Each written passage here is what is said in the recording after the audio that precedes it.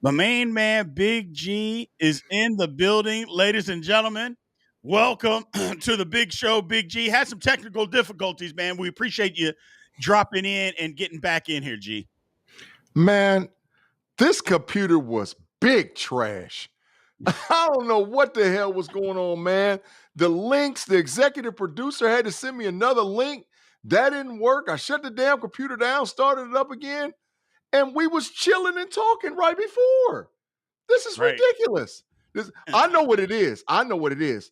Them damn Cleveland Brown fans was messing around with my internet. They sent a rat bird to hover over the top trying to cut it out. But you can forget all of that.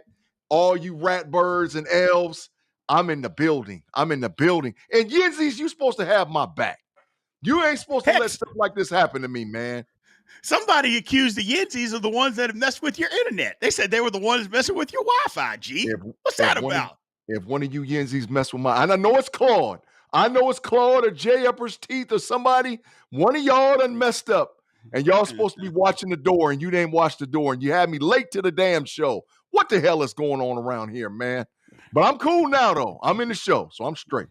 I'm straight. Felicia had. I'm sorry, but Felicia had you dimed out. She knew where you were at the corner store getting that Thunderbird. I know Felicia ain't talking about being dimed out, Felicia, because you know, all of a sudden your boy Lonzo ain't around no more, and I see Jay. Nah, he's in here tonight. Look at my man Alonzo, the super chat. Appreciate you. All right, He Lonzo. glad to be here. Sweating like hell about the O-line. Yeah, all right, Lonzo. Appreciate you, Mr. Zoe. Yeah, Zoe is in the building, man. Zoe is in the building. Felicia don't want to start because you ain't been watching me on the other channels. I've been stirring it up, boy. I done stirred it up so bad. Felicia pissed at me. So it is what it is, bro. It is what it is. Yeah, no, I understand. So we talked about Rock Taylor. G, give me your thoughts on Rock Taylor being cut. He had to have, in my opinion, done something that rubbed the Steelers coaching staff the wrong way, number one, or it was the improvement of the other wide receivers, including Johnson. Because, we saw it in the last preseason game. Johnson looked like he moved way ahead of him on the depth chart, and he was getting reps more than him. So it's either Rock Taylor. It's either that or Rock Taylor rubbed the coaching staff the wrong way. And it's rightfully so. Cut him, giving him an opportunity to go do something else, maybe make another team, make another team's practice squad. But if I would much rather move on from him than linger him around, and then we get to the 53-man cuts, and now all of a sudden he's not on the team, and the Steelers, we cut Rock Taylor and all whatever else. No, we cut him early. We let him go, give himself another opportunity, and he just didn't work out. We saw some stuff going on in practice where he was being lazy. We saw the effort in the game where he wouldn't stretch out to try to make a play. I mean, you're fighting for your damn job, bro. You got to do everything that you need to do in order to make the roster. So they didn't want to deal with another George Pickens scenario, another basket case wide receiver. So they say, hey, man, you got to go early. Adios, muchachos, bro. Get to going. And maybe that's part of it. Maybe now that you haven't said anything and the reports haven't come out of exactly what it is, but maybe it was one of those things. He's mad. He thinks he's better than some other guys, thinks he should be getting the reps, but maybe he's not doing it. What I said was the problem with Rock Taylor is other guys do more than him. And what I mean do more than him, they play special teams. Rock Taylor don't do that. Yeah. You know, and if you're not going to play special teams, you're going to have it's going to be hard for you to make the football team, at the number 5 or 6 wide receiver spot. You better do something else. He doesn't do anything else. He's not good enough to just be the one guy. He's not good enough right now, G. Well, he can go play for the Cincinnati Bengals or the big trash Cleveland Browns. They signing dudes. They just signed Isaiah Bond, so they searching for wide receivers. So give him an opportunity to go over there where he can just go and catch the football. But like you said on the Steelers, man, if you're not a 1, 2, or 3, basically, bro, you're special teams. So if you're not willing to do that, hey, you got to go, bro. You got to go. And I wish him well. No hard feelings. I wish him well. Right. Speaking of Isaiah Bond, I heard that the Browns gave him $3 million guaranteed, G, to be on the team. I don't know if that's true or not. I didn't research it enough. Chat, y'all can let me know whether that's right or wrong. But I just heard that this morning that they gave Isaiah Bond $3 million guaranteed to be on their football team. I understand he had a ton of talent, but you're willing to take that kind of risk on the guy? Like, what?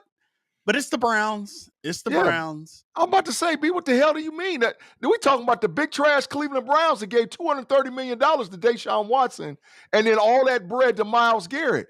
And I'm right here in the OH10, so I heard it too. I heard it early in the morning. It was all in the news. The Cleveland Browns signed Isaiah Bond and give him this. I was like, what? And this boy ain't practiced there first. So that's Cleveland. So maybe Rock needs to go on over there. Maybe he can get his bread together and do all what he needs to do, but he ain't gonna be a Steeler this year. So I hate, like I said, I don't want to pull the sign out on him. But hey, man, adios muchachos, my friend. We'll catch you next lifetime, Rock. We'll catch you next lifetime. Maybe you can come back and get us another chance. But hey, man, good, not good riddance, but we wish you well. We wish you well, We bro. wish you will. Exactly. Mhm. Exactly. It's moving on. And then YA Black getting a ton of praise. Terrell Austin said that he could be a load, that he might be the long-term answer at nose tackle. I mean, he got a little arm injury. I think he's going to get over that. I'm excited about YA Black. The team, the thing that they like about him, he's that big, but he's got a crazy motor, G. We've seen that in the preseason. We've seen it in practice, the stuff that comes out in practice. We saw it in the games. He got a crazy motor to be that big. I mean, this might be a steal, G. This might be a steal. 5th round draft pick, that big, can do a lot. Good motor. I like it. And again, we needed to get bigger, stronger, more athletic in the trenches, and younger. And we did that. Yeah. It ain't no steal. He's a dog. He's a dog. He's already done shown what he can do. And we got him for big boy in Baltimore. Boy, I can't wait till you saw how Harmon picked that dude up and pushed him and carried him all the way to the backfield. You saw that, and him in black up front. I don't give a damn if you put Benton up there or you put Cam Hayward. It's problems, bro. They're gonna have to double team at least 2 of them. So somebody running free on the edge. Black is a problem. Right. Black is a huge problem. 6'6", 340. Come on, dog. Stop that. Stop that. Correct. And that's for them rat birds. That's totally for them damn rat birds. Ain't no more 299 yards rushing ever again. Stop that. Ooh. Mm-hmm. Yeah, that was ugly. Enough. I like YA Black. My man Freddie says, I'm excited for YA Black as well. I feel like we haven't properly replaced Casey Hampton in our 3-4 defense. It's tough to have a 3-4 defense in this day and age, just because teams run so much different personnel, like 11 personnel, or even their 12 personnel, but one of the tight ends is a pass-catching tight end. So you got to match up personnel groups, so you're always running sub-package defense. So it's tough, like I said, to run our base 3-4 a lot, and we don't, and have a true nose tackle. But you need somebody in there, regardless, that can stop the run. He looks to be one of those guys, G. Yeah, facts. He can shift out, too. He can shift out to the end. It don't matter. He can shift around. But, dog, the rotation that we have in the defensive line, dog, we got some depth, bro. We got some depth, not just on the edge. We got guys on the inside that's going to keep dudes off of our linebackers, man, so they can come downhill and make plays. Peyton Wilson, Patrick Queen and them, they was getting killed because you had guards that was getting up to the second level. Hell, you had centers that was getting to the second level. Ain't going to be no getting to the second level with no YA Black. I promise you that. His ass is going to be buried somewhere. You ain't getting to the second level. Hell no. So, we had to do what we needed to do with that line, bro. Alonzo Dunn, super chat. Appreciate you supporting the channel. Says, I'm going to try this again. The GD O-line is making me sweat real hard. I'm concerned about Rodgers' mentality. Pay much for the $2 stay. Look, man, we'll get to the offensive line. That's part of one of the topics that we're going to talk about. And it's ugly. I'm not going to lie to you, man. It's ugly. But it is what it is. Well, that wasn't a good performance that we put on the other night. That wasn't a good performance at all, and we'll get into that. Some trade rumors. Brian Johnson from Washington Commanders is on the trading block. They basically said that he was out there. How the Steelers have come up as insiders have said, not Steeler insiders, but people around the league said the Steelers are one of the teams. I'm like, do the Steelers need another running back, ladies and gentlemen? I don't think the Steelers need that. What I mean, why do we need to trade for a guy? I mean, no, we just drafted a guy. We got Jalen Warren. Why do we need Brian Robertson? And like that doesn't make any sense to me, G, at all. Like at all, we don't need him. And we have Gainwell. Like, Yeah. no, this is not something that Steelers even need to discuss, in my opinion. Yeah. Brian Robinson is a marginal running back from Alabama University, but he's a zone running back. That's what he does. He attacks zone offense, his run scheme well. So I'm not going to put nothing past Omar Khan, but it doesn't make sense to bring him in because the only way is if Caleb Johnson has not done what we think. And we don't know. We're not sitting in practice, you know what I'm saying? Like, we don't know what's going on. But if they're displeased like that, because a lot of times where there's smoke, there's fire, bro. That means somebody done kicked the can over there in Washington. And they're like, hey, what's going on with dude, man? Can we get him for like a 6? Because it looks like they're going to cut him. It looks like they're flat out going to cut Robinson. So they don't want him to hit the waiver wire so somebody can get him.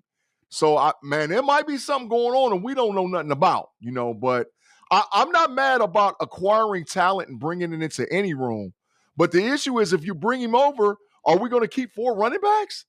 Because then now you mess up the depth at all the other positions. You can't keep 4. And listen, Gainwell going to make the squad. I don't give a damn. Unless they moving him to wide receiver and they're going to bring Robinson in to play running back. But that would be crazy as hell. So, it's a lot of moving parts. I give it a little bit of validity, but not that much of validity. I give it a little bit because, like I said, man, with a smart this late in the game, man, we both been following this thing for a long time.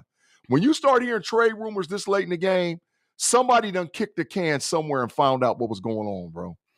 The only thing for me, he's been the lead back for the last 2 years, and the most yards he's ever had is 779 or something like that. I'm like, that's facts. No. And he makes $3 million. So I think that's why the Commanders are getting rid of him because they're like, why do we need this guy making $3 million? We can pay less than half of that to 2 guys that can get the same production, and we can spend that money elsewhere. Yeah. I mean, like I said, I don't think he's that guy. I don't even think the Steelers should even think about putting him on the football team. He doesn't serve a purpose. Like he's not better than what we have. And if he's not better than what we have, then why do we need him? And the Steelers, they absolutely don't need him. They don't need him. So B, let me ask you a question, man. How much you trust Omar Khan, man? How much do you trust Khan? I mean, and other than him not being able to find a second wide receiver, I think he's done a good job. Me too. So, I trust him. Me too. So, So that's why I'm saying, like, if Omar is doing something, it's something we can't see. If he's kicking the can and calling over to Washington and finding out what's going on, it's something we don't know or something we can't see because I trust him. So if he's going to make a roster acquisition, hey, let it be. But we hitting the panic button because we saying we need a wide receiver too, and we don't know what the hell's going on the tackle. So that's where the anxiety comes in. Like, damn, man, why we trying to get a running back? We ain't got everything else fixed. But we'll get to that stuff in the show, bro, for sure. Right. Well, Alonzo says that I hate Jalen Warren. I don't hate Jalen Warren. I just said that Jalen Warren isn't a 25 carry a guy running back, and that's facts. That's facts. He's not a 25 because he wears down. So I don't hate him. But it's okay if we understand what he is. And if we can get him anywhere between 12 and 18 touches a game, he's just fine. But anytime Jalen Warren has started to get over that and get a bigger workload, he fumbles the football. So, I mean, and I can't have my lead back fumbling the football. It's just that simple. So I don't hate him, but I know what he is. And we've all seen it. When his numbers start to get higher and higher and higher, I personally, he starts to fumble the football. But I heard that today from people. I was just like, that didn't make any sense to me. I don't know if it's even true. I don't know the validity of it. But I heard it from a couple different places. But I'm like, this is not something the Steelers need to even talk about, G. Not in my opinion. Yeah, they shouldn't. But like I said, man, when they're smoking this late in the game, going into preseason game 3, that's because we done seen other guys on other rosters move. We done seen guys flip-flop offensive linemen for defensive linemen. We done seen skill position guys get flip-flopped and traded. So at this late in the game, when there's smoke, there's fire. Now, I'm not, like I said, I would say maybe 15% from my perspective. But man, you never know, bro. You never know. No, you don't. Mm. You don't. You don't. So you're exactly right.